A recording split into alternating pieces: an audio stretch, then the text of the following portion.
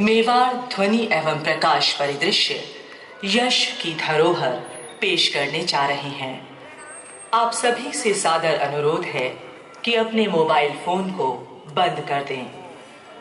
प्रबंधन की पूर्व अनुमति के बिना इस कार्यक्रम की व्यावसायिक फोटोग्राफी करना वर्जित है।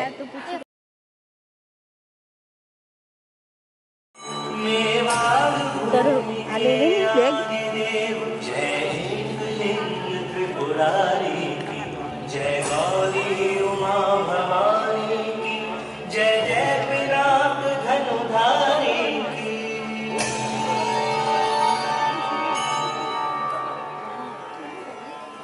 आप सभी पधारे हुए महानुभावों का मानक चौक में हार्दिक अभिनंदन एवं स्वागत। यश मुझे विश्वास है कि हमारा यह प्रयास आपकी आत्मा को आनंदित करेगा।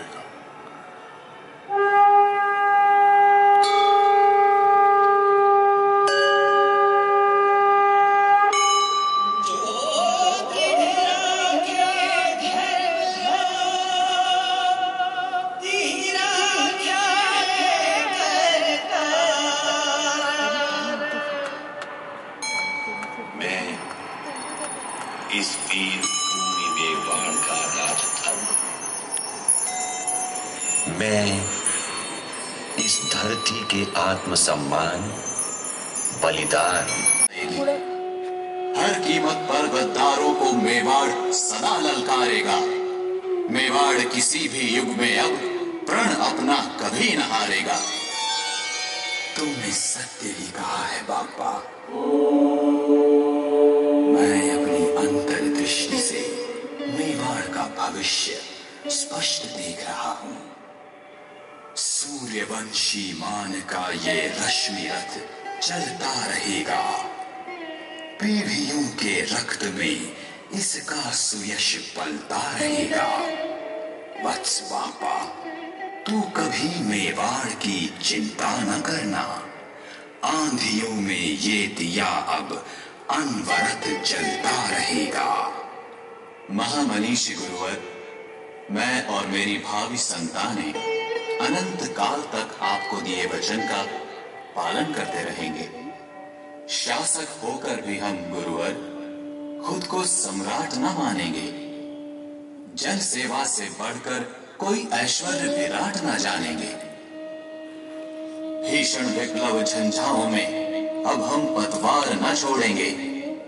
मरने पर भी निज हाथों से गुरुवर तलवार न छोड़ेंगे। तुमने अक्षर अक्षर सत्य कहा है वत्स। मेरे स्वर्गारोहण का समय भी निकट है। मुझे अंतिम विदा दो और मेरा अंतिम आशीष सुनो। जब जब अधर्म विजयी होगा, धरती पर तम कहराएगा, तब तब मेवाड़ी राजवंश गीता का वचन निभाएगा। बापा, तेरी संतानों की जय यात्रा मंद नहीं होगी।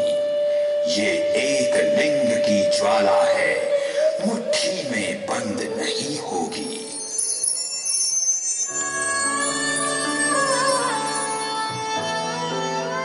आदि नरेश बप्पा रावल ने चित्तौड़ में मेवाड़ राज्य के गुरु के आदेशानुसार प्रथम राजधानी की स्थापना की एवं उनकी संतानों ने सैकड़ों वर्षों तक मेवाड़ का निर्विघ्न शासन संचालन किया। पर विदेशी यवन हमलावरों के निरंतर आक्रमण हो रहे थे। जिस मदान्त आक्रांता विराट ने समस्त भारतवर्ष को झकझोर कर रख दिया था, उसका नाम था अलाउद्दीन खिलजी, जिसका क्रूर कहर मेवाड़ की मूल भूमि चित्तौड़ पर भी टूटा। ये समय था पावन जौहर व्रत के संकल्प का, रानी पद्मिनी के अग्नि आचमन का और मेवाड़ एक लिंग दीवान रावल रत्न सिंह के प्राणोत्सर्ग का। ओ मेरे प्राणों से भी प्रिय मेरे मेवाड़, मुझे अफसोस है मैं और मेरे शेष बचे साथी योद्धा प्राण देकर भी तुझे आतताइयों से बचा नहीं पाएंगे। कौन? रानी पद्मिनी? हमारे विवाह के समय के परिधान में सुहाग का ये सुर्ख जोड़ा, असमय ये 16 श्रृंगार किस कारण किया है? आपकी सहधर्मिणी आपसे अंतिम विदा लेने आई है स्वामी। चित्तौड़ की समस्त नारी अस्मिता जौहर का नया इतिहास रचेंगी मेवाड़पति। नायक हार सामने है, दुश्मन सर पर मंडराया है। केसरिया लाज लूटने को खिलजी ने हाथ बढ़ाया है। जल मरने से ज्यादा पावन अब कोई भी संकल्प नहीं। जौहर ही शेष बचा है बस, कुछ भी तो अन्य विकल्प नहीं। अब आप भी निश्चिंत होकर अपने क्षत्रिय धर्म का पालन करें। अब स्वर्ग में भेंट होगी प्राणेश्वर। हाँ, अब मैं सचमुच निश्चिंत हुआ।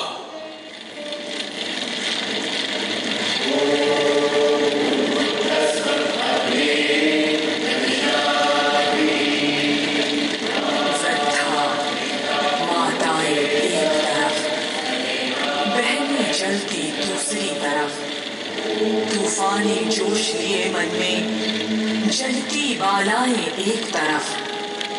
कुछ थी साजन घर जाने को, अंतर में भावर का स्वर था। डोली फूलों से सजी हुई, पैरों में लगा बहावर था। कुछ मेहंदी हाथ रचाई थी, मुख पर छिलमिल अवगुंठन था। हल्दी से चूनन पीली थी, कर में परिणय का कंकड़ था। पर भस्म हो गई हंस हंस कर चित्तौड़ दुर्ग की महिलाएं। इतिहास कीर्ति दोहराएगा जौहर साहस की प्रतिमाएं। सेनापति गोरा का प्रणाम स्वीकार करें अन्नदाता। अब मेवाड़ की बची खुची सेना के लिए क्या आदेश है मेवाड़पति? मेरे बहादुरों, अब बढ़कर खिलजी से अंतिम समर करो। अगणित यमनों को काट काट केसरिया बाना अमर करो। जौहर की इस बलिवेदी को शत्रु नहीं छूने पाए। एक यमन भी इस समाधि पर पांव नहीं धरने पाए। मेवाड़ धरा के रणधीरों, रणचंडी का खप्पर भर दो। मेरे बहादुरों, जौहर की ज्वाला का मान अमर कर दो। रानी पद्मिनी के जौहर की जग में ज्योति अमर हो।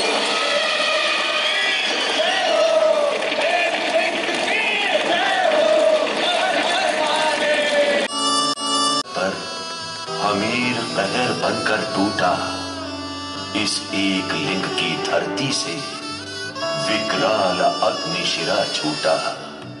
राणा हमीर के बाद यहाँ कुंभा ने तेज प्रचंड किया। सज्जन के प्रण की रक्षा की, दुर्जन को पूरा दंड दिया। परम पराक्रमी श्री एकलिंग दीवान मेवाड़ाधिपति राणा कुंभा पधार रहे हैं। खबर रखो। विराजिए, आप सभी अपने अपने आसन पर विराजिए। इस महाद्वीप से कीर्ति स्तंभ के लोकार्पण समारोह पर पधारे आप सभी मनीषी, कलाकारों, साहित्यकारों तथा महान संगीतज्ञों का मैं कुंभा अपने अंतर्मन से सादर अभिनंदन करता हूँ। राणा हुजूर, काशी नरेश को आप द्वारा रचित ग्रंथों ने बहुत प्रभावित किया है। उन्होंने भगवान विश्वनाथ के अभिषेक से अभिमंत्रित का कंठहार सादर संप्रेषित किया है। इसे धारण करें स्वामी। मेवाड़ के शहंशाह मालवा के सिपा सलार रहमत शाह का सलाम कबूल फरमाए। हुजूर का इकबाल बुलंद हो। मालवा के सुल्तान ने हुजूर की खिदमत में मशहूर संगीतकार करीमुद्दीन को भेजा है, कबूल फरमाए। हमें स्वीकार है सेनापति। अपने सुल्तान से हमारा सलाम कहिएगा।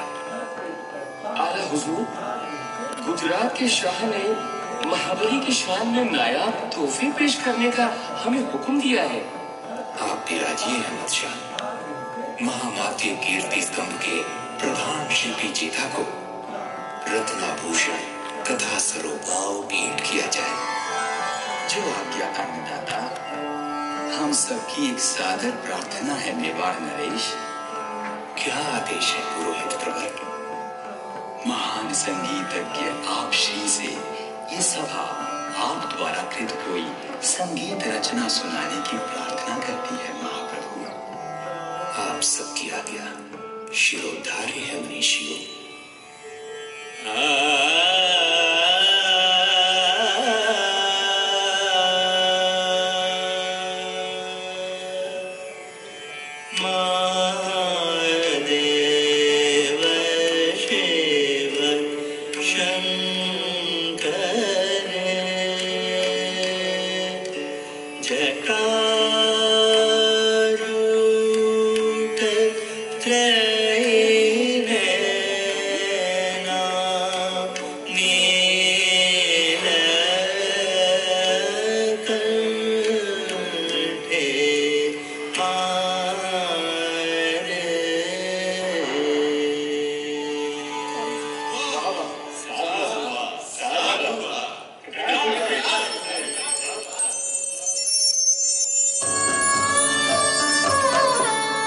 महान प्रतापी राणाओं की श्रृंखला में कीर्ति पुरुष कुंभा के पश्चात वीरवर सांगा का नाम इतिहास प्रसिद्ध है।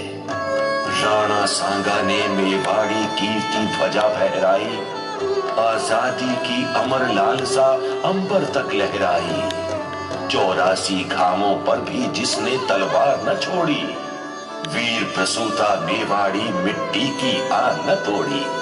इस स्वर्णिम काल में मेवाड़ सगुण भक्ति के आध्यात्मिक क्षेत्र में विश्व भर का सिरमौर बना, जिसकी प्राण प्रतिष्ठा की भक्तिमती मीरा ने। इस धरती की कृष्ण भक्ति मंदिर का शिखर हुई। सगुण प्रीति की परम शक्ति छंदों में मुखर हुई। सांसों में साकार किया था गीता गायक को, ब्रह्म साधना मीरा की विष पीकर अमर हुई। मेवाड़ धरा ने पावन भक्ति भावना से शाश्वत कविता की अमर भाग्य लिपि बांची थी। मथुरा वृंदावन की गलियां हो गई धन्य, जब गिरधर की दीवानी मीरा नाची थी।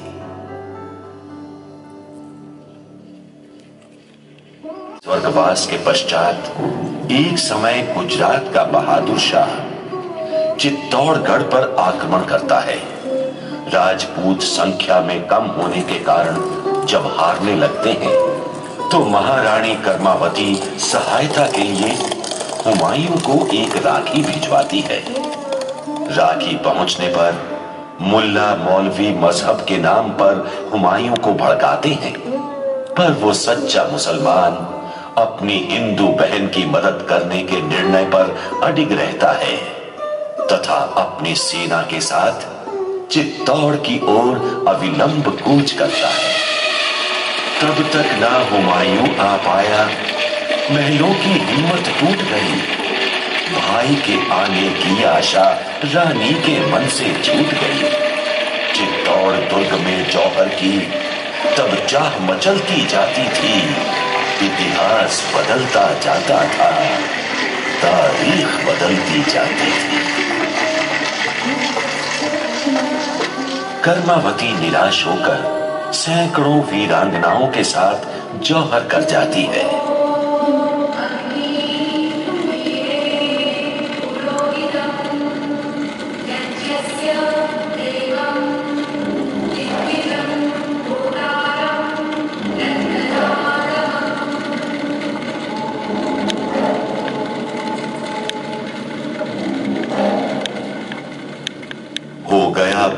बहादुर शाह मगन तुम दुभी जीत की बजवाई, तब ही अल्लाहू अकबर की ध्वनि एक बार फिर से आई। अल्लाहू अकबर। एक बार फिर सोच लें शहंशाह, मजहब की नजर से हिंदुओं की मदद करना क्या जायज होगा जहां बना? सिपह सालार इज्जत बेग, अब सोचना क्या है? जो दुश्मन नेक दिली का है वो दुश्मन है इंसानों का। वो काफिर है नंगा करता दामन पाकीज़ा बहनों का। कच्चे धागे की एवज में जर्रा जर्रा नहला दूंगा। जो मजहब का कौमी दुश्मन उसको दोज़ख पहुंचा दूंगा। हमला होगा, बढ़ चलो, अभी इस्लामी खून बहा कर दो। रख लो सब प्राण हथेली पर, तारीखों में जौहर भर दो। मुगल सिपाहियों, हमला करो!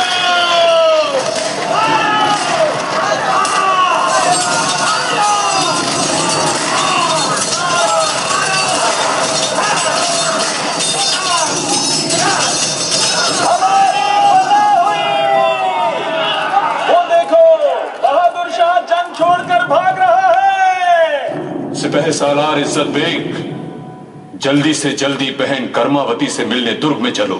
चलिए जहां बना। कौन? मेवाड़ के बहादुर सिपह सालार बार सिंह। हाँ शहंशाह, आपने बहुत देर कर दी।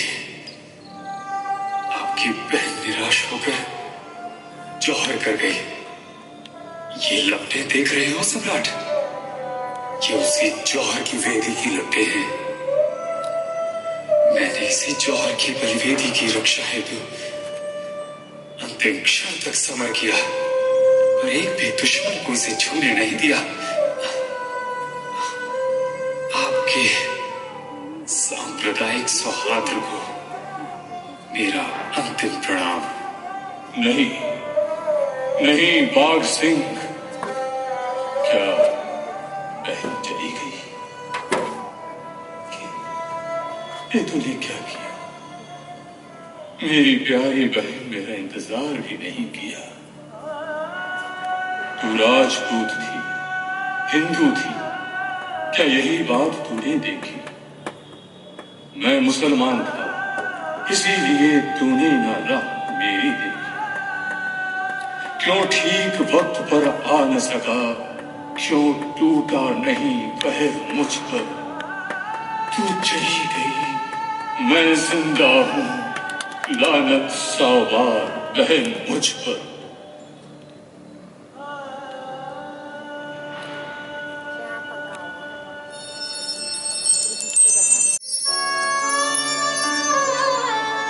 इस एक लिंग की भूमि ने अपने परम उत्कर्ष का समय देखा है तो भयंकर त्रासदी और संत्रासों को भी झेला है, दिल दहला देने वाली आपदाओं को भी सहा है। दासी सुत बन वीर कभी छल से शासक बन बैठा, राजवंश की राजनीति का अभिभावक बन बैठा। उदय सिंह का पालन पन्ना धाय किया करती थी, बाल कुंवर की रक्षा ज्यों खुद स्वामी भक्ति करती थी।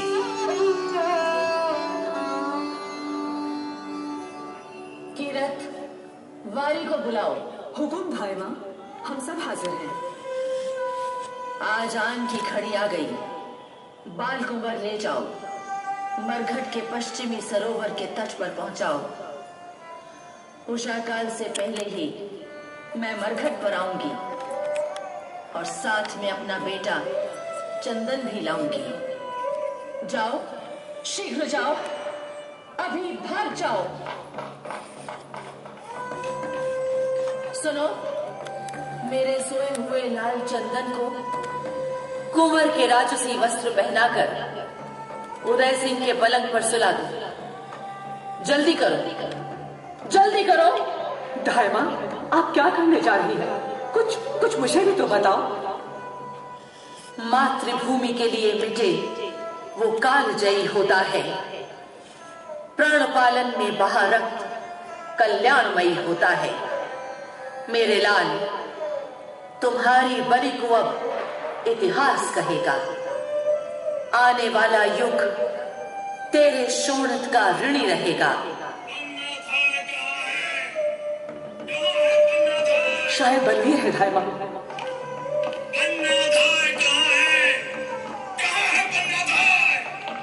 चाहे वंश मिटे पन्ना का, बाल कुंवर निर्भय हो। मेवाड़ी माटी की जय हो, एक लिंग की जय हो।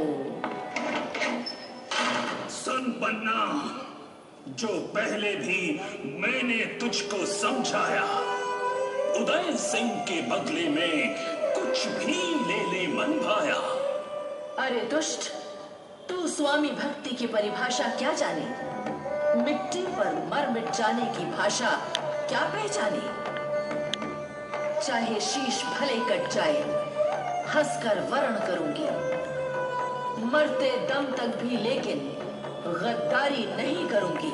अरे नीच, मैंने समझाया मेरे मुंह लगती है। पैरों की तू धूल गगन की ऊंचाई चढ़ती है। चल आगे बढ़, बाल कुंवर का शयन कक्ष बतला दे। मेरे कुल वैभव का तू भावी विश्व वृक्ष दिखला दे।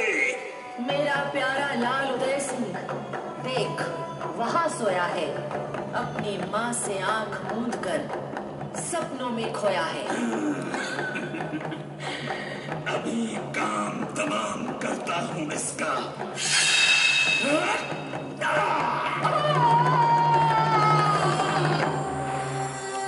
की वो चीख अभी तक नभ में गूंज रही है।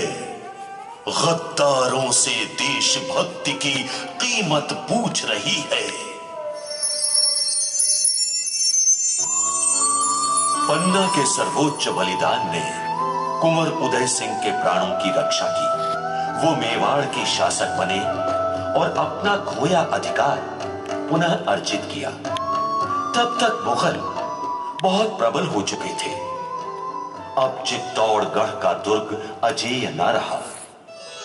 राणा उदय सिंह ने सामरिक और प्राकृतिक दृष्टि से सुरक्षित अरावली पर्वत की उपत्यका में एक नवीन राजधानी का निर्माण कराया और उसका नाम रखा उदयपुर। मेवाड़ नरेश राणा उदय सिंह की जय हो। मेवाड़ नरेश राणा उदय सिंह की जय हो। नवनिर्मित राजधानी शुभ और मंगलकारी हो वत्स। पूज्य राजगुरु, आपके आशीष और भगवान एक लिंग की कृपा से ही ये अलौकिक निर्माण निर्विघ्न संभव हो सका है। क्यों झाला राणा, आपका क्या विचार है? ये नवीन राजधानी सैनिक दृष्टि से कैसी है? चित्तौड़ दुर्ग में हम केवल शहीद हो सकते थे, विजयी नहीं। अब समय आने पर विजय श्री मेवाड़ का वरण करेगी। ये मेवाड़ की सेना का संकल्प है। अब स्वामी, हम समर भूमि में विजयी मंत्र पढ़ेंगे। दहलेगी दिल्ली जिस दिन केसरिया पहन लड़ेंगे। कभी दहकते अंगारों पर मेहंदी नहीं चलेगी। इस धरती पर अब जौहर की ज्वाला नहीं जलेगी। आपने सत्य कहा है झाला राणा। राणा की जय हो। वो अलौकिक सन्यासी द्वार पर पधारे हैं, मिलना चाहते हैं। आदर सहित लाओ। महाप्रभु, मेरा विनम्र प्रणाम स्वीकार करें। आपके आदेश से ही तो ये सब कुछ निर्माण कराया है। ये राजप्रासाद ठीक उसी स्थान पर बना है जहां आपने निर्देश दिया था। पर आप सब कुछ बताकर अचानक कहां चले गए थे? अब कहां से पधार रहे हैं मुनिवर? साधु से ये प्रश्न करना वृथा है पुत्र। तेरा बनाया उदयपुर नगर देखकर आत्मानंद की अनुभूति हुई। आज से तुम और तुम्हारी संतानें निर्भय हुई वत्स। सैलानी वत्स उदयपुर में इसका मनमोहक दिव्य रूप दमकेगा कभी विश्व भर में। आपका आशीष पाकर मैं कृतार्थ हुआ।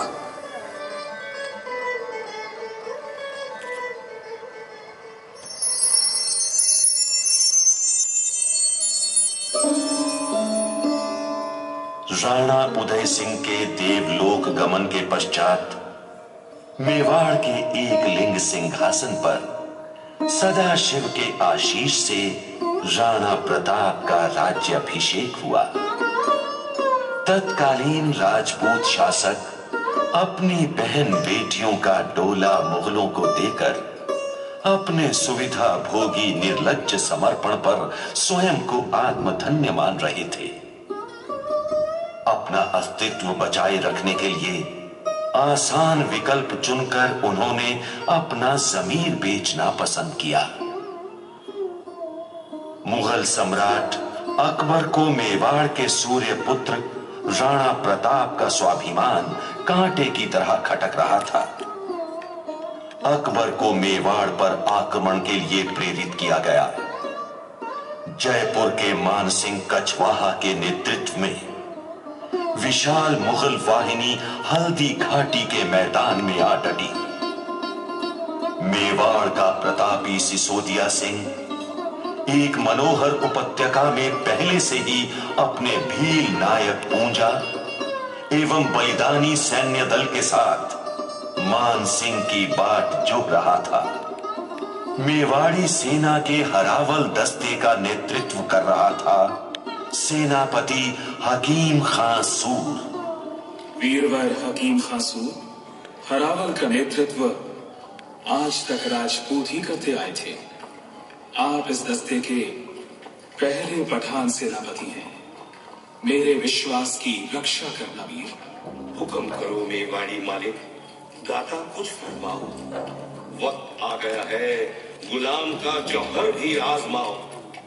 बूंद आपकी जहां पसीने की भी कहीं गिरेगी, कसम खुदा की वहीं पठानी लहू धरा चुनेगी।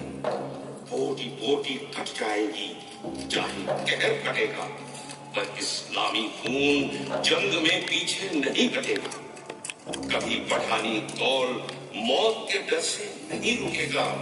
मेवाड़ी मादरे वतन का परचम नहीं झुकेगा। वीर पठान भरोसा है तेरे इस नैतिक बल पर। लिखी जाएगी मेवाड़ी तारीख इसी संबल पर। वीर तुम्हारा ऋणी रहेगा कण कण इस माटी का। मजहब से बढ़कर बोलेगा रण हल्दी घाटी का।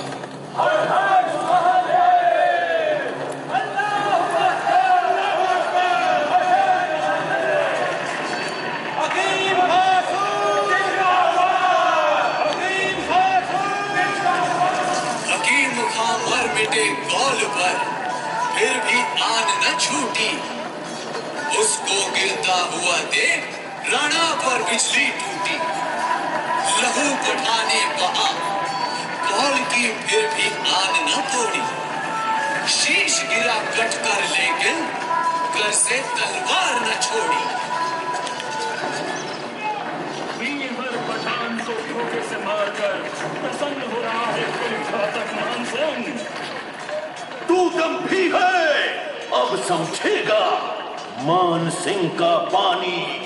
चम चम चमकेंगी मुगलों की तलवारें तूफानी। बहुत बोलता है तू, सारी शेखी मिट जाएगी। अब ये मेवाड़ी धरती शमशान नजर आएगी। बहन बेटियां मुगलों को देकर तो वीर कहाया है धिक्कार नीच। तूने निज माँ का दूध लजाया।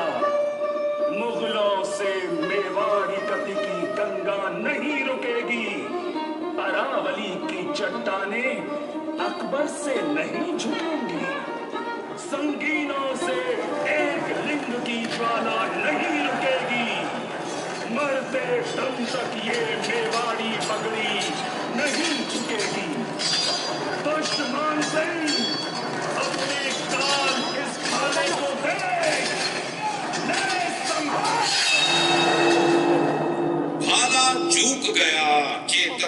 फिर भी आन निभाई।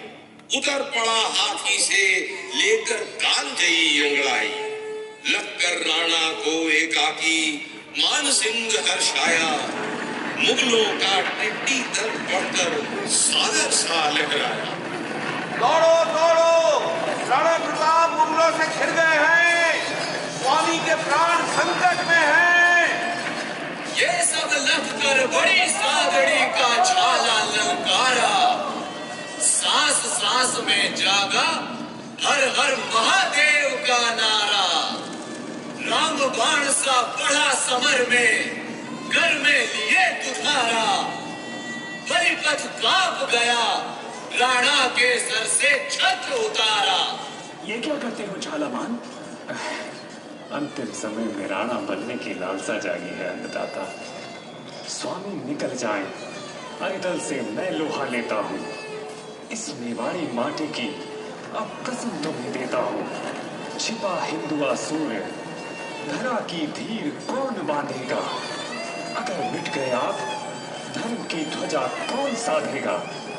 ये कहे मन्ना जी झाला का क्रोध हुआ विकराला। शंकर के नयनों में जैसे धड़क उठी हो ज्वाला। राणा निकल गए, मुगलों की एक न चल पाई। फौज मुगलिया मान सिंह के कुछ भी काम न आई। फर्ज में परिपाटी का तिल तिल कट कर कर्ज चुकाया। मेवाड़ी माटी का जिस कारण इतिहास नमन करता हल्दी घाटी का। जिस कारण इतिहास नमन करता हल्दी घाटी का।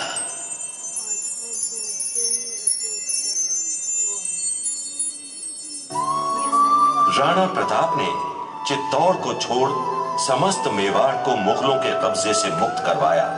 उनके पुत्र राणा अमर सिंह और बादशाह जहांगीर के मध्य सम्मानजनक संधि संपन्न हुई। राणा कर्ण सिंह ने बादशाह जहांगीर के शहजादे शाहजहां को जगमंदिर में शरण प्रदान की। ऐसी मान्यता है कि शाहजहां को ताजमहल के निर्माण की अद्भुत प्रेरणा जगमंदिर के गुंबद से ही प्राप्त हुई। तत्पश्चात शहंशाह औरंगजेब की सांप्रदायिक नीतियों के विरुद्ध मेवाड़ को पुनः शस्त्र उठाने पड़े। उस समय परमेश्वरा जी महाराज श्री एकलिंग जी के दीवान पद पर परम शरणागत वत्सल तथा धर्म और नारी सम्मान के रक्षक प्रबल प्रतापी राणा राज सिंह सुशोभित थे। हिंदुआ सूर्य एकलिंग दीवान की जय।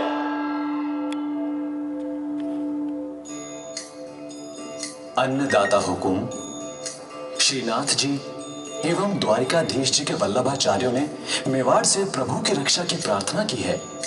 प्रभु की रक्षा किस प्रकार अमात्य? औरंगजेब मथुरा में श्रीनाथ जी तथा द्वारिका में द्वारिकाधीश जी के पवित्र मंदिरों में विराजमान भगवान की मूर्तियां नष्ट कर देना चाहता है। धर्मांध दरिंदों का इतना दुस्साहस। दोनों मंदिरों के प्रधान पुजारी इन मूर्तियों एवं मंदिरों की रक्षा हेतु भारत के समस्त नरेशों से सहायता की गुहार कर असफल रहे हैं। अब उनकी अंतिम उम्मीद मेवाड़ पर ही टिकी है। दाता हुकुम, उनको सादर आमंत्रित करो। मेवाड़ प्राण देकर भी अपने प्राण की रक्षा करेगा। जो दृढ़ राखे धर्मरो तिहि राखे करतार। समस्त सेना को सन्नद्ध होने का आदेश दिया जाए। हिंदुआ सूर्य की जय हो, एकलिंग नाथ की जय हो। औरंगजेब की विशाल सेना मेवाड़ पर भीषण आक्रमण करती है। राणा राज सिंह एक बार फिर गीता के वचन का पालन करते हैं। मेवाड़ के हजारों योद्धा कोठारिया के समीप रणभूमि में प्राण देकर भी मेवाड़ के प्रण की रक्षा करते हैं। प्रभु कृपा से औरंगजेब को दक्खन से अकस्मात बुलावा आने पर वहां तुरंत कूच करना पड़ता है। तदुपरांत प्रभु श्रीनाथ जी व द्वारिकाधीश जी मेवाड़ में शांति पूर्वक विराजने का मानस बनाते हैं। मैं श्रीनाथ जी का आशीष प्रसाद लाया हूं, कृपा कर ग्रहण करें स्वामी। प्रभु का प्रसाद अवश्य बख्शें तिलकायत जी महाराज। श्रीनाथ बाबा सुख से तो विराज रहे हैं। आपने वैष्णवों पर अविस्मरणीय उपकार किया है प्रजापालक।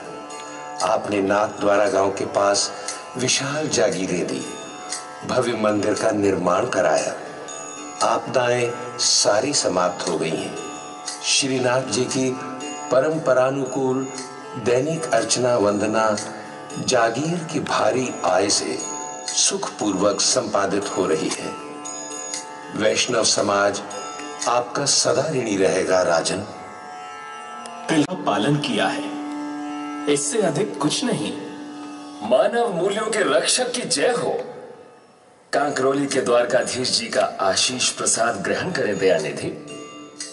अन्नदाता, औरंगजेब के भय से भारतवर्ष के समस्त नरेश जो कार्य करने से पीछे हट गए, ऐसे असंभव कार्य को कार्यान्वित कर आपने पुष्टि मार्गीय वैष्णव संप्रदाय को अभयदान दिया है राजन। मैंने केवल अपने आदि गुरु हारित राशि के मूल्यों का आज्ञा पालन किया है तिलकायत जी महाराज।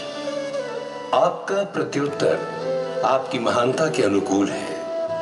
शिव के उपासक होते हुए आपने वैष्णव धर्म को भी अंगीकार कर मुझ वैष्णव को मेवाड़ घराने के संयुक्त गुरुपद का मान दिया है।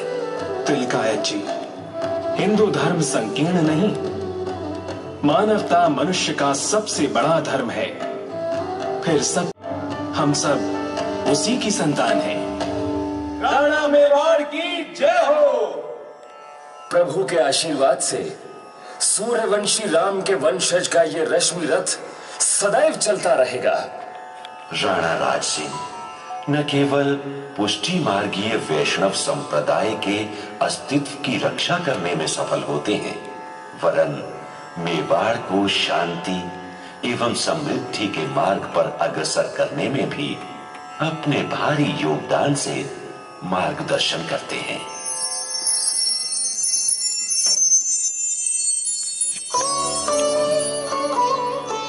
महाराणा भीम सिंह का शासनकाल मेवाड़ भूमि के लिए निर्णायक समय माना जाता है।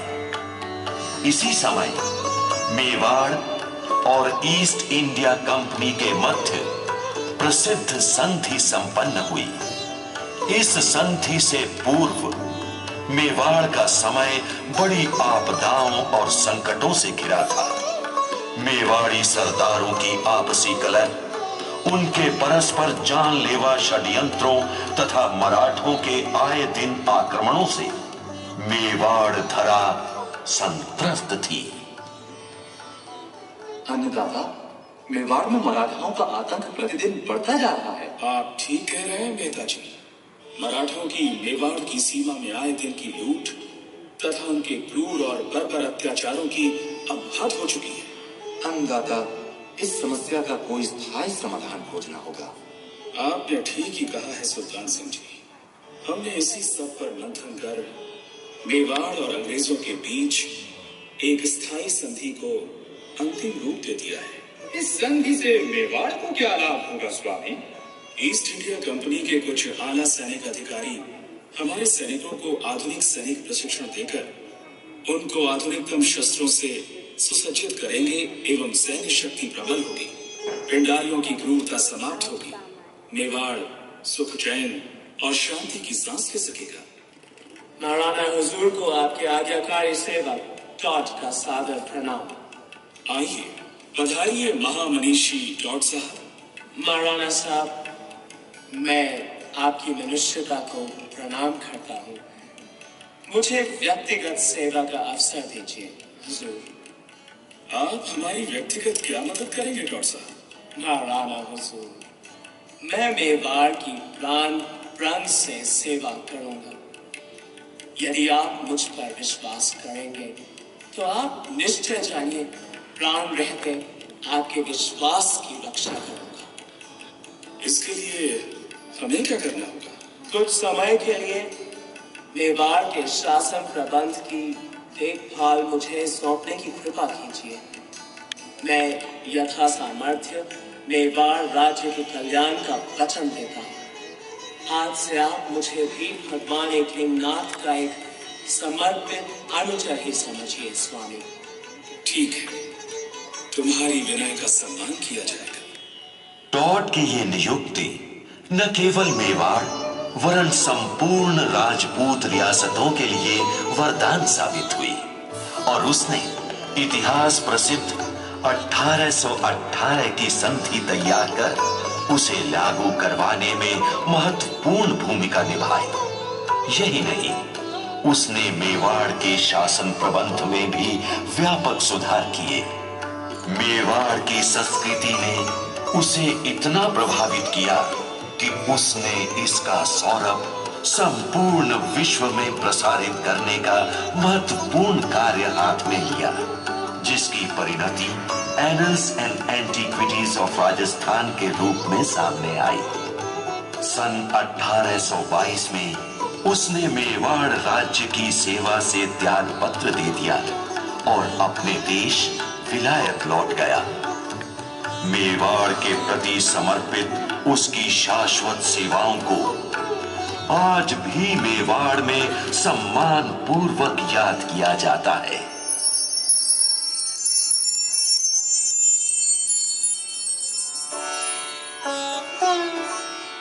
महाराणा सज्जन सिंह का 9 वर्ष का शासनकाल मेवाड़ निर्माण का उल्लेखनीय समय है।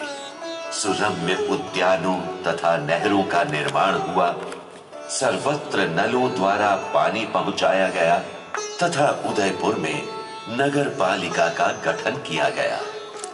कविराज श्यामल दास जी द्वारा वीर विनोद नामक इतिहास की रचना कराई गई।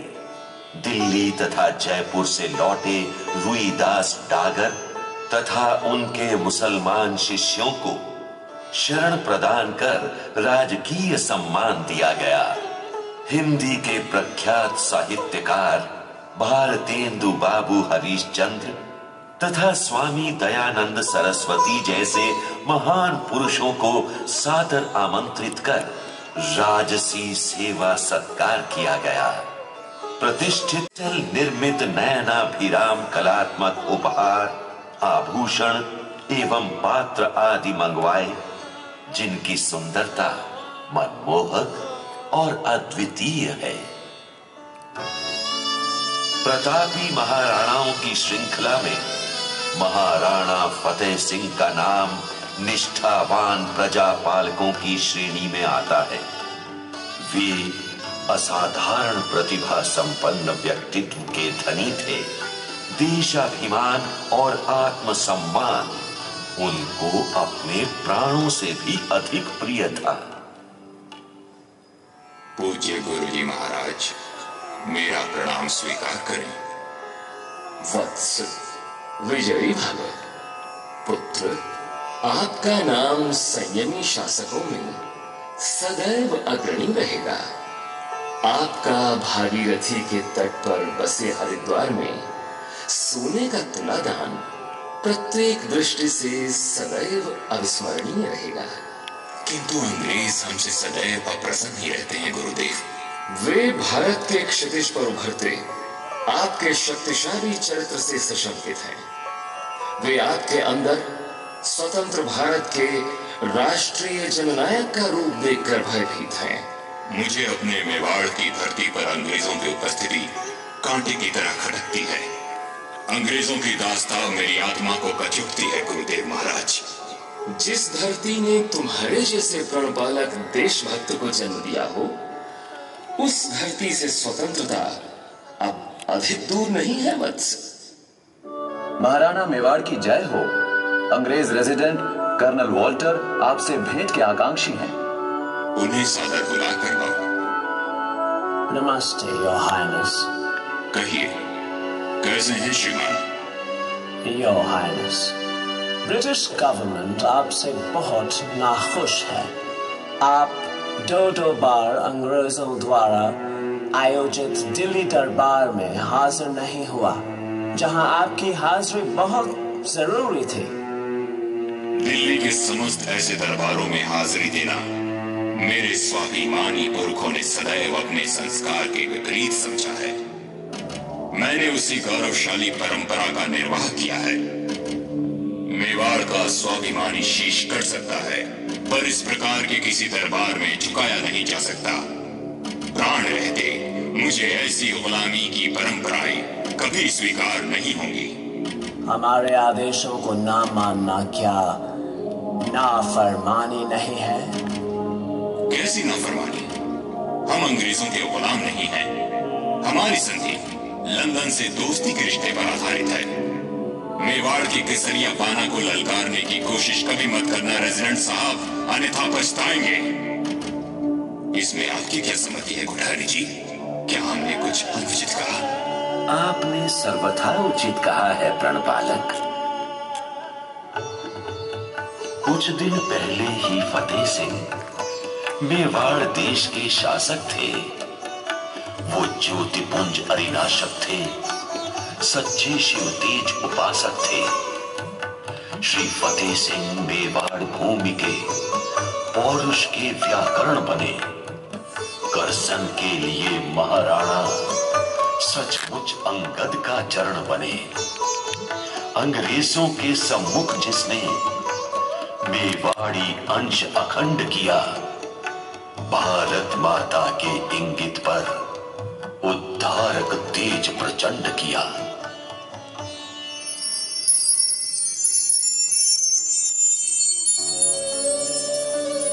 महाराणा फतेह सिंह के स्वर्गवास के पश्चात उनके उत्तराधिकारी महाराणा भूपाल सिंह ने मेवाड़ के शासन का भार ग्रहण किया। वे परोपकारशील, धर्मनिष्ठ, भगवत भक्त और कर्तव्य परायण शासक थे। महाराणा भूपाल सिंह के सम्मुख ऐतिहासिक निर्णायक क्षण आया। इंडियन नेशनल कांग्रेस पार्टी के स्वतंत्रता संग्राम की परिणति के फलस्वरूप अंग्रेजों का भारत पर राज्य पूर्णतया समाप्त हो गया। भारतीय रियासतों को भारत अथवा पाकिस्तान में से किसी एक में मिल जाने की स्वतंत्रता थी। लगभग 565 रजवाड़ों का निर्णय होना था। संपूर्ण देश अनिश्चय और अनिर्णय की स्थिति में है। भारत की स्वतंत्रता खतरे में दिखाई दे रही है। स्वामी, आपने क्या निर्णय किया है प्रजावत्सल? मेहता जी, मेरे पूर्वजों ने मेरा रास्ता पहले ही तय कर दिया है। भगवान एकलिंगनाथ के शत्रुओं के सम्मुख मेवाड़ न कभी झुका है और न कभी झुकेगा। विधर्मियों के सभी लालच हमारे लिए निंदनीय है। क्या आप भूल गए कि अपने शाश्वत मूल्यों की रक्षा के लिए मेवाड़ के जन जन ने पहले भी सर पर कफन बांधकर युद्ध किया है। यहाँ की वीरांगनाओं ने शत्रु के हाथों अनादर के बजाय जौहर की जलती ज्वाला में चढ़ जाना अधिक सार्थक समझा है। उन्होंने हमारा मार्ग पहले ही तय कर दिया है। भारतवर्ष के स्वतंत्रता सेनानी सरदार पटेल पधारे हैं हुजूर। मेहता जी, आप उन्हें आदर सहित लेकर आइए। मेवाड़ के महाराणा को सरदार पटेल का प्रणाम।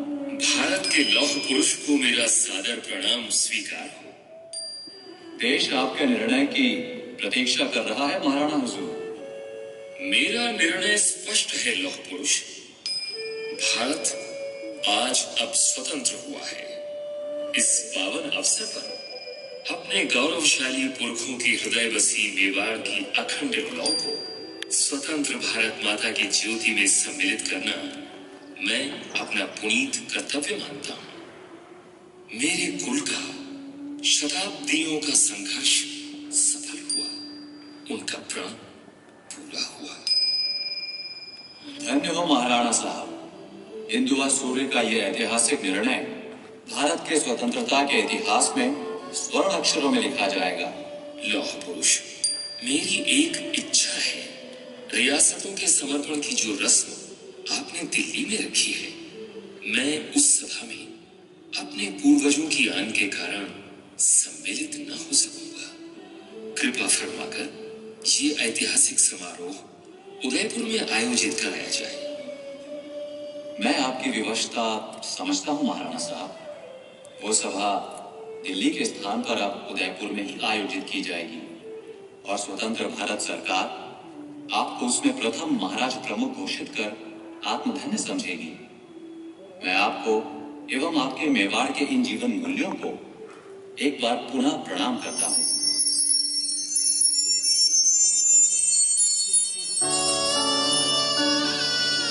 महामहिम राष्ट्रपति महोदय ने महाराणा भगवत सिंह को 1955 में स्वतंत्र भारत के मेवाड़ का पहला महाराणा होने की संवैधानिक मान्यता प्रदान की।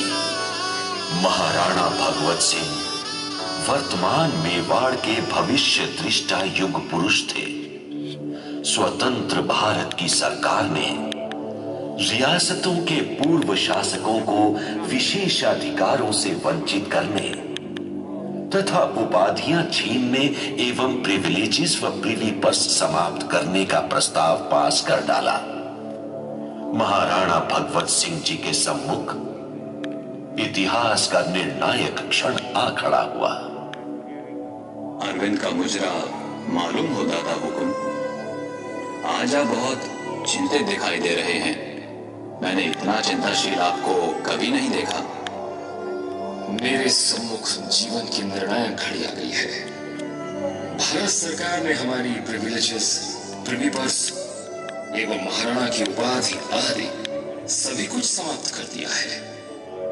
ये तो मेवाड़ राज्य की सत्ता को भारतीय गणतंत्र में विलय के अवसर पर किए गए लिखित अनुबंध और वचन के प्रति स्पष्ट विश्वासघात है। मेरे सम्मुख वंश के स्वाभिमान और अस्तित्व का प्रश्न है। धनाभाव में बाप्पा रावल द्वारा गुरु हारित राशि को दिए वचन का पालन कैसे होगा? ऐसे भीषण संकट की विभीषिका तो मेरे किसी भी पूर्वज के सम्मुख नहीं आई थी। इन राजमहलों का रख रखाव तथा मानवता की जन सेवा के परोपकारी कार्य अब कैसे चल पाएंगे? हमारे महाराणा विरुद्ध के संज्ञा संबोधन के अस्तित्व पर भी संकट है। दादा हुकुम, भारत की वर्तमान प्रधानमंत्री श्रीमती इंदिरा गांधी को आपने सदैव अपनी राखी बहन के रिश्ते का आदर दिया है। संकट की इस घड़ी में आप सीधे ही उन्हें आवाज देकर देखिए। वर्तमान राजनीति के सम्मुख किसी भी रिश्ते का कोई मूल्य नहीं है। मैंने उन्हें 2-2 बार पत्र लिखा। तो आपने इस आपदा की घड़ी में क्या निर्णय लिया है दादा हुकुम? मैं स्वतंत्र भारत में मेवाड़ का पहला और अंतिम महाराणा नहीं होना चाहता। इसलिए मेरा निर्णय है कि मैं एक न्यास का गठन करूं तथा मुझे विरासत में मिली मेवाड़ की रियासत का सर्वस्व उस न्यास में समाहित करूं। उस न्यास का नाम महाराणा मेवाड़ इंस्टीट्यूशन ट्रस्ट रखूं। उसकी अध्यक्षता मैं अपनी इकलौती पुत्री को सौंपना चाहता हूं। परंतु हुकुम, मेरे बड़े भाई महेंद्र दादा का क्या होगा? महेंद्र सिंह ने उपचारतः और स्वेच्छा मेरे परिवार से वियुक्त होने का निर्णय लिया था। अतः मेरे ज्येष्ठ पुत्र ने मेरा उत्तराधिकारी बनने का अधिकार स्वतः ही खो दिया है। और इसी कारण अब मैं मेवाड़ की गौरवशाली परंपराओं के निर्वहन का दायित्व तुम्हें सौंपता हूं। अपने सुयोग्य उत्तराधिकारी के रूप में मैं तुम्हें महाराणा मेवाड़ इंस्टीट्यूशन ट्रस्ट का मैनेजिंग ट्रस्टी भी नियुक्त करता हूं। दादा हुजूर, आपने अपने इस निर्णय को साकार करने में मुझे योग्य समझा है, यही मेरा सबसे बड़ा सौभाग्य है। संपदा पर व्यक्तिगत अधिकार तो हमारे पूर्वजों ने भी कभी नहीं समझा। हम तो सदैव भगवान एक लिंगनाथ के दीवान के रूप में सेवा करते रहेंगे। ये मेरी प्रतिज्ञा है। अरविंद, परमात्मा तुम्हें सफल मेरा आशीष सदा तुम्हारे साथ रहेगा। विजयी भव। विश्वास मुझे है तुम जग में निज कुल का मान बढ़ाओगे, अपने अगणित सत्कर्मों से यश कीर्ति अमर कर जाओगे। महाराणा भगवत सिंह के युग दृष्टा काल अमर निर्णय को मेवाड़ का भविष्य निश्चय ही कृतज्ञता से स्वीकारेगा और ये संसार एक दिन उनके महनीय महत्व को पूर्ण रूप से अवश्य ही समझ पाएगा। भारतवर्ष के अनेकों घराने भी महाराणा भगवत सिंह की युगानुरूप कर्मनिष्ठा का अनुसरण कर अपने पुरखों की कीर्ति को अजर अमर कर सकते हैं। वस्तुतः महाराणा भगवत सिंह भारतीय क्षितिज के ऐसे अलौकिक सूर्य पुत्र हैं जिन्हें आने वाली पीढ़ियां न केवल एक भविष्य दृष्टा के रूप में याद करेंगी, वरन प्राचीन ऐतिहासिक एवं शाश्वत परंपराओं को युगानुरूप स्वरूप देकर अक्षुण्ण कर देने वाले महामनीषी के रूप में भी श्रद्धा पूर्वक स्मरण करेगी। अविनाशी कीर्ति विखंडित हो टुकड़ों में नहीं बटा करती, तलवारों से बहते पानी की धारा नहीं कटा करती। जयति जयति मेवाड़ भूमि, जय जय भारत माता। रजत हिमालय सी उन्नत जिसकी गौरव गाथा, इन शिखरों से रत्नाकर तक गूंज रहा जयगान। बलिदानों की जन्मभूमि मेवाड़ी धरा महान।